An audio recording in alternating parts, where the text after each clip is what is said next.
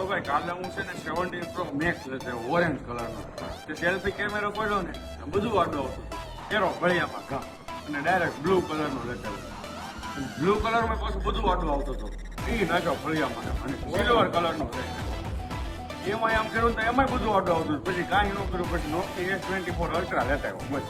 અરે નોકિયા નહીં હોય સેમસંગ એટલે શું લેવાનું? અરે એ બધું મૂકો મારું ભાઈ મને શું કીધું ખબર બેંક ઓફ કરીએ એમ. સારું હલી ગયું.